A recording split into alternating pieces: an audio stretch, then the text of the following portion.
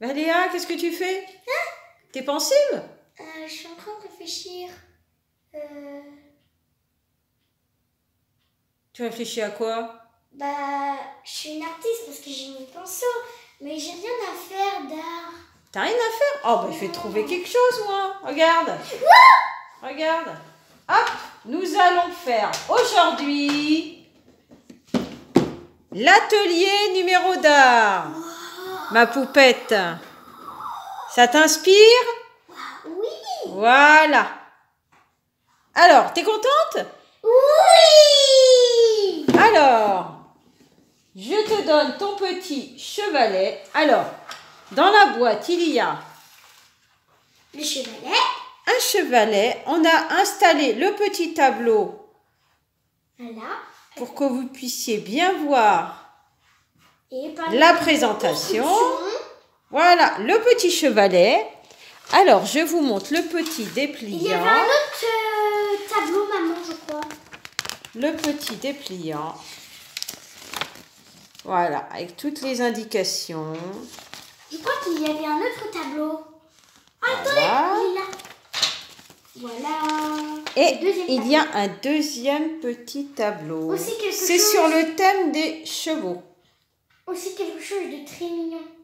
La fleur de peinture. Alors, il y a aussi une fleur De peinture avec de peinture. Alors, dedans, nous avons mis les couleurs que Léa va utiliser. Alors, sur les petits pots, soit c'est des numéros, soit c'est des lettres avec des Il n'y en chiffres. avait pas assez. Du coup, il y en a deux à part. Mais on va quand même les utiliser. Hein. Oui, alors, elle est très jolie la petite fleur. Et il y en a d'autres.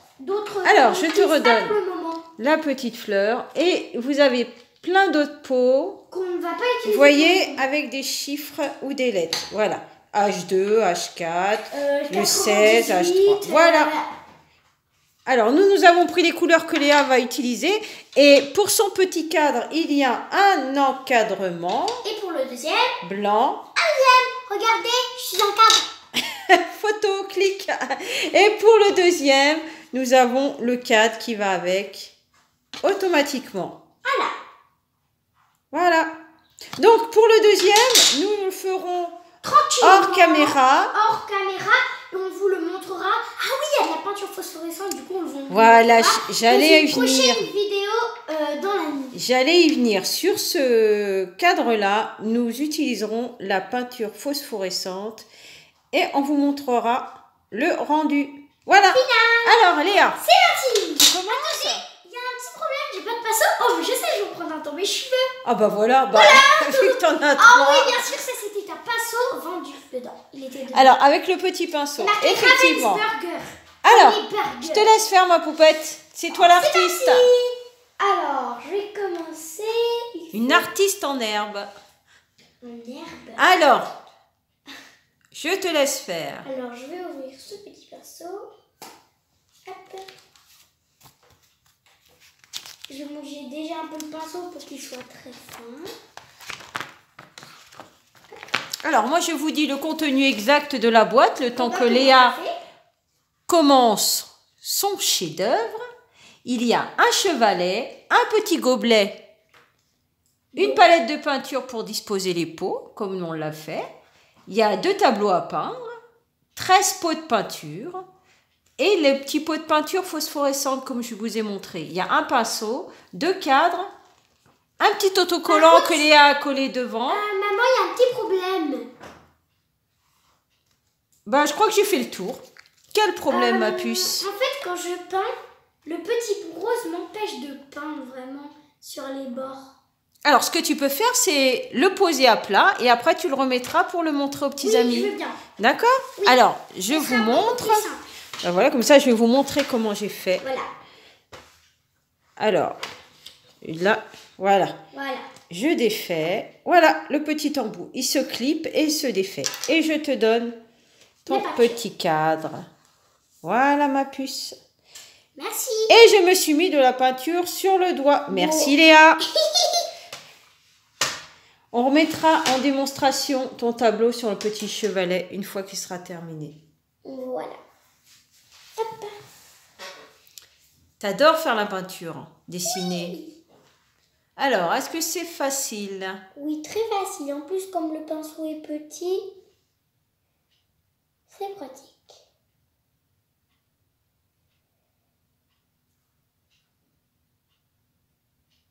Alors moi, je regarde les couleurs. Il y a 2 blancs.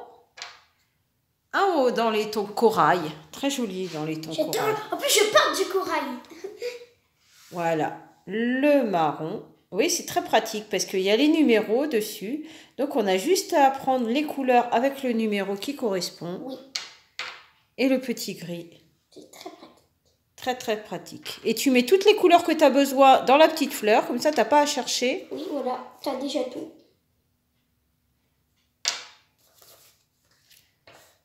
Très jolis les tableaux. Cette fois-ci, on a pris le thème du cheval. Oui. Que c'est tout mignon.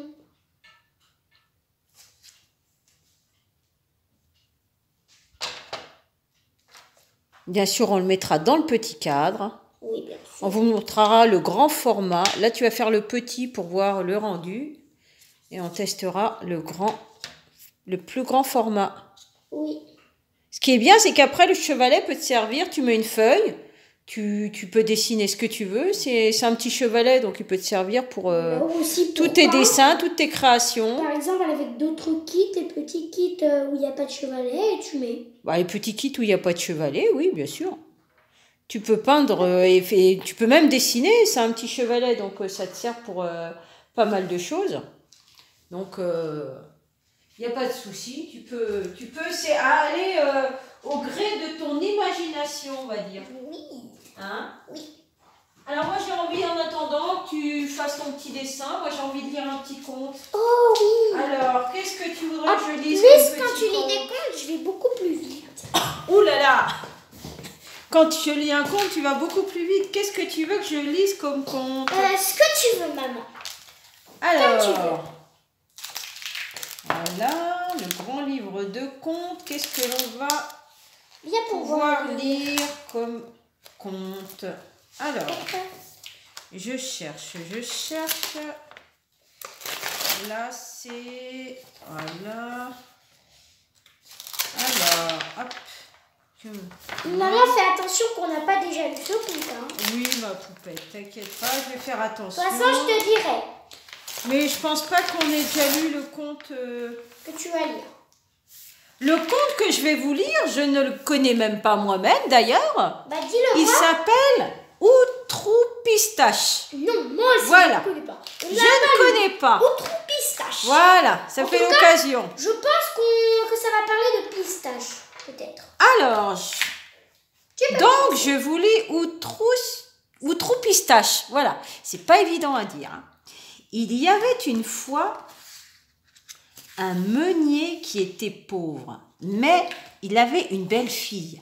Or, il arriva qu'il eut l'occasion de parler au roi et, pour se faire valoir, il lui dit « J'ai une fille qui, en filant de la paille, en fait de l'or. »« Voilà un talent qui me plaît, répondit le roi. Si ta fille est si adroite, amène-la moi devant mon château. Je veux la mettre à l'épreuve. Demain, amène-moi ta fille. » Quand la jeune fille arriva, il la conduisit dans une chambre remplie de paille, lui donna un rouet et une quenouille et lui dit « Maintenant, mets-toi à l'œuvre, et d'ici à demain matin, si tu n'as pas filé cette paille en or, apprête-toi à mourir. » Là-dessus, il ferma lui-même la porte de la chambre et elle resta seule.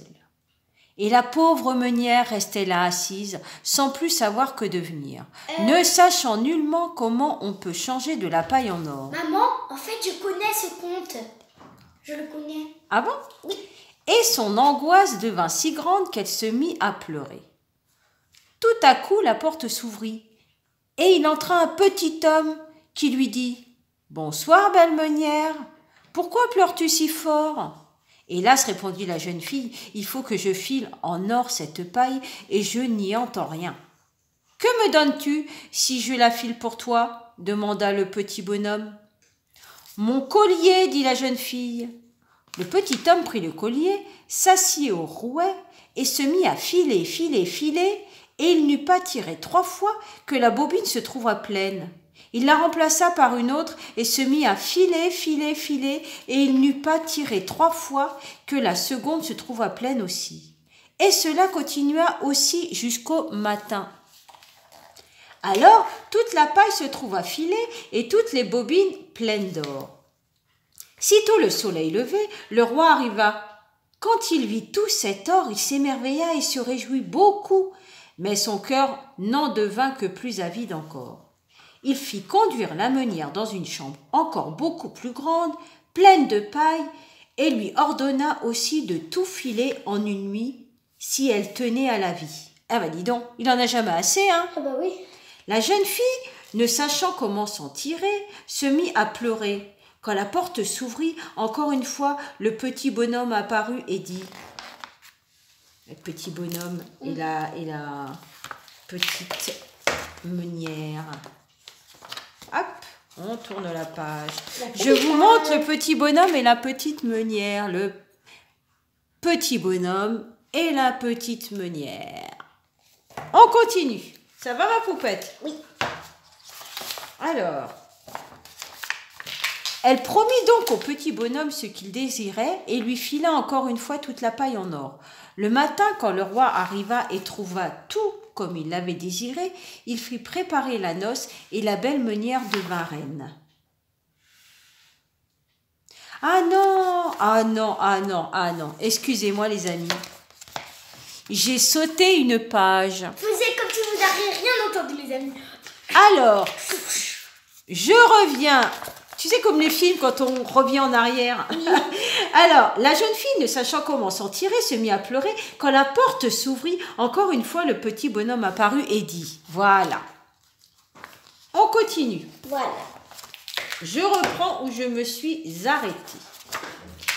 Que me donnes-tu si je te file en or cette paille? La bague que j'ai au doigt, répondit la jeune fille. Le petit homme prit la bague, se remit à filer au rouet, et le lendemain matin, il avait converti toute la paille en or étincelant.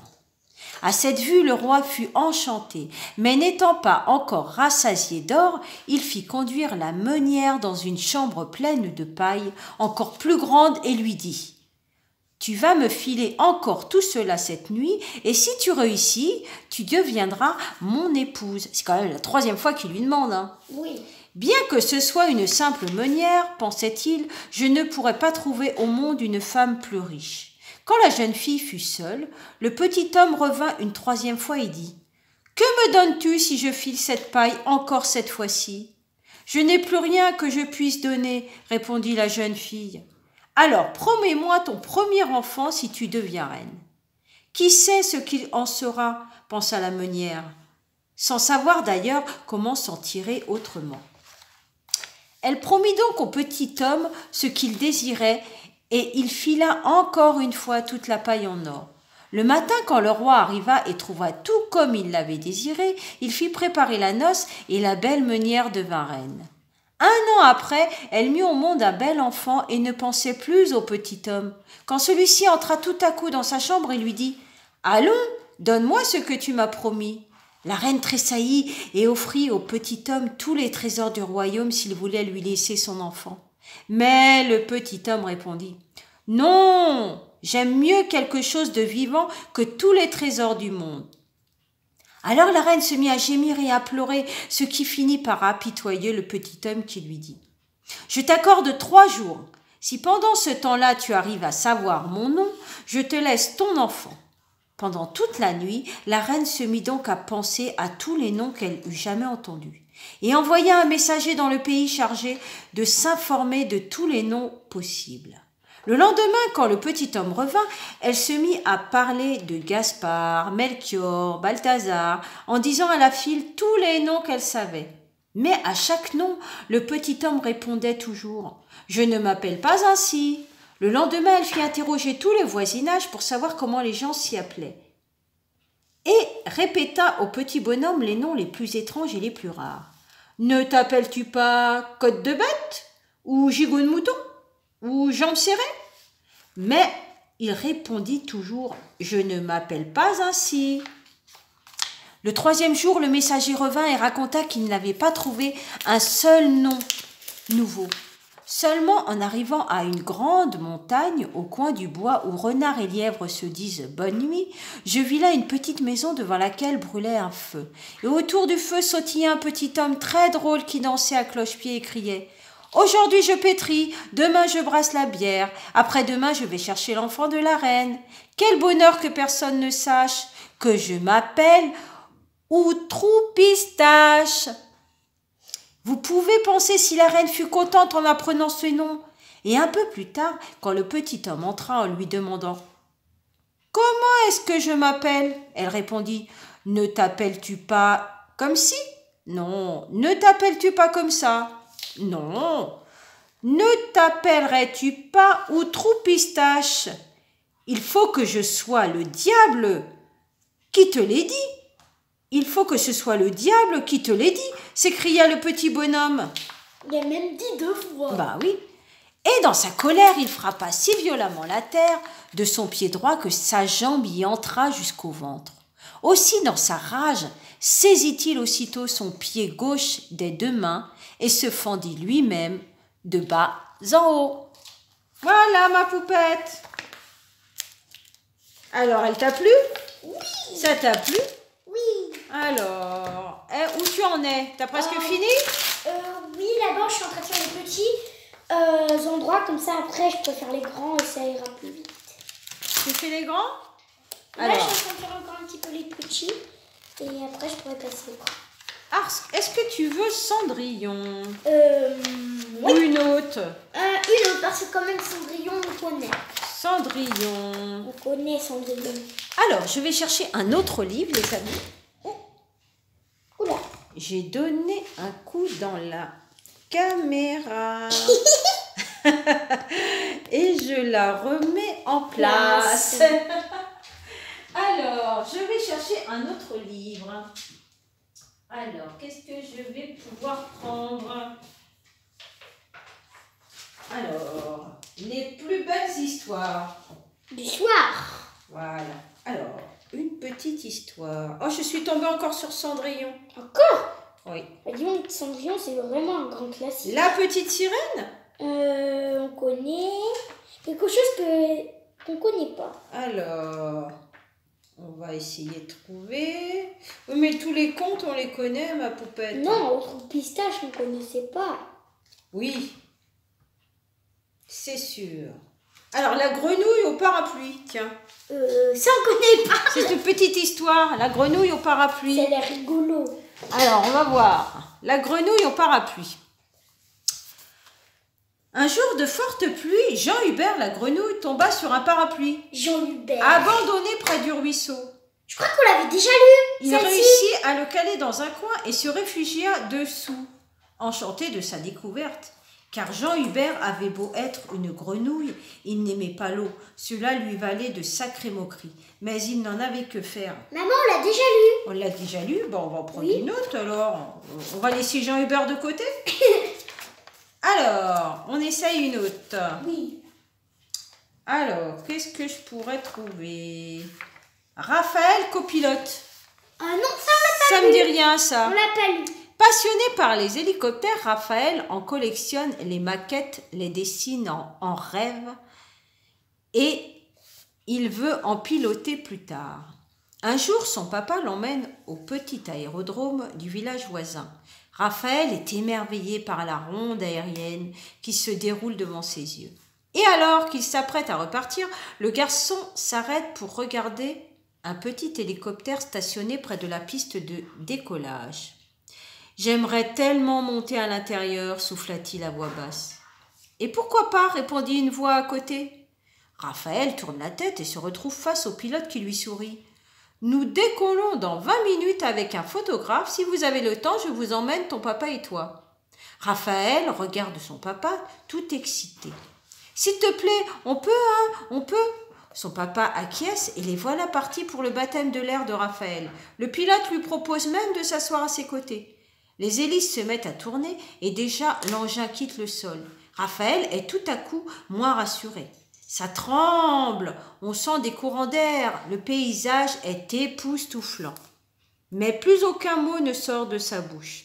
« Ça va, Raphaël ?» demande le pilote. « Tu n'as pas peur au moins ?»« Non. » « Alors regarde. » L'hélicoptère accélère. Au loin, Raphaël aperçoit 2 montagnes enneigées qui se rapprochent. « Oh là là, on va rentrer dedans !» pensa-t-il. Mais au dernier moment, le pilote les contourne, découvrant ainsi une vue splendide sur une immense forêt.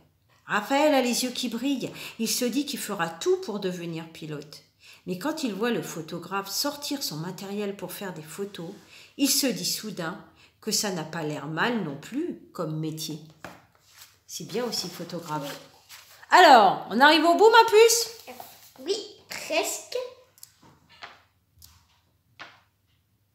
Alors, une dernière, le temps que tu finisses? Oui. Alors, qu'est-ce que je pourrais Moi, je pense lire? que j'aurais pas fini. Tu fais la moitié, comme ça, on le finalisera après. Et comme ça, moi, je finis la dernière histoire. D'accord? Oui. Alors, réponse. Il était une fois un homme et sa jeune épouse qui attendaient un enfant. Une fenêtre de leur maison donnait sur le potager d'une sorcière dans laquelle poussaient de merveilleuses réponses. Au fil des jours, la jeune fille sentit un irrésistible envie d'en manger. Et elle persuada son époux d'aller en dérober quelques-unes. À la nuit tombée, le mari escalada le mur, puis cueillit une poignée de réponses. Mais soudain, la sorcière surgit devant lui, le menaçant d'un air terrible. « Je te laisserai partir, lui dit-elle, mais à une condition, tu me donneras la fillette que ton épouse mettra au monde. » Affolé, le pauvre homme la supplia, mais face à son intransigeance, il finit par accepter, songeant qu'il trouverait bien une solution. Mais lorsque la petite fille naquit, la sorcière vint la chercher et disparut avec elle. Elle la nomma Réponse et l'enferma dans une haute tour qui n'avait ni porte ni escalier, mais seulement une petite fenêtre tout en haut. Pour y monter, la vieille femme criait « Réponse, déroule tes longs cheveux !» Car en grandissant, la jeune fille s'était parée de longs et beaux cheveux fins comme des fils d'or. Alors, en entendant ces mots, Réponse laissait tomber sa chevelure par la fenêtre et la sorcière y grimpait. Un jour, un jeune prince qui passait près de la tour aperçut Réponse à la fenêtre et l'entendit chanter d'une voix si douce qu'il en tomba fou amoureux. Il la contemplait encore lorsqu'il entendit qu'on approchait. Ce n'était autre que la sorcière qui, par sa formule habituelle, ordonna à Réponse de dérouler ses cheveux par la fenêtre. Le prince resta caché jusqu'au départ de la vieille femme, puis s'approcha de la tour et cria « Réponse, déroule tes longs cheveux !» Si ces mots étaient bien connus de la jeune fille, la voix qui les prononçait la surprit grandement. Curieuse, elle laissa glisser sa chevelure, et lorsque le prince entra par la fenêtre, Réponse tomba aussitôt sous son charme. Ils passèrent la nuit à se contempler et à discuter, et au petit matin, il avait décidé de ne plus jamais se séparer. Lorsqu'il quitta la tour, le prince promit à la jeune fille de revenir le soir, même pour la libérer. Mais la sorcière, qui n'était jamais loin, aperçut la jeune fille. Furieuse, elle entendit qu'il s'éloigne, avant de demander à Réponse de la faire monter. Alors la terrible femme usa d'un sort pour endormir la jeune fille et lui coupa ses longs cheveux. Puis elle l'enferma dans une grotte afin que le prince ne puisse la trouver, et elle attendit son retour. À la nuit tombée, le prince se rendit à la tour et appela Réponse pour qu'elle le fasse monter. La sorcière lui lança les cheveux qu'elle avait coupés, et lorsque le jeune prince passe à la fenêtre, elle lui jeta un sort qui l'aveugla et provoquait sa chute. Blessé et désespéré, le prince erra dans la forêt jusqu'à ce qu'il entende une douce chanson. C'était Réponse qui s'était mise à chanter pour le guider. Lorsqu'il la trouva, la jeune fille la serra dans ses bras et ne put retenir des larmes de bonheur. Des larmes magiques qui firent disparaître le sortilège de la sorcière et rendirent la vue au prince. Sans plus attendre, il conduisit Réponse en lieu sûr dans son château, et loin de la tour et de la sorcière, les deux amoureux se marièrent et vécurent heureux le reste de leurs jours. On peut rajouter, ils eurent beaucoup d'enfants, hein, comme dans tous les contes. Ils s'aimèrent pour la vie et eurent beaucoup d'enfants. Alors, ma poupette, où en es-tu? Je suis en train de faire les oreilles. Je peux vous montrer. Alors, est-ce que tu peux nous montrer ton chef-d'œuvre? Très joli. Alors, je vous montre. Donc, tu as fait le ciel, les étoiles, tout ça. Tu aurais pu prendre la peinture phosphorescente pour faire les étoiles. Bon, on le fera sur le deuxième, c'est pas grave. Alors, voilà les amis. Donc, on va laisser Léa le finir tranquillement. On vous montrera une fois le petit cadre terminé. À ma poupette. Oui. Alors, ça te plaît? Oui, c'est trop bien, trop bien, trop bien. Voilà, j'espère que vous avez aimé. Et si vous avez aimé ce pouce bleu, partagez, abonnez-vous. Au revoir les amis. Au revoir les amis. Et vive là. Et vive là, ma poupette.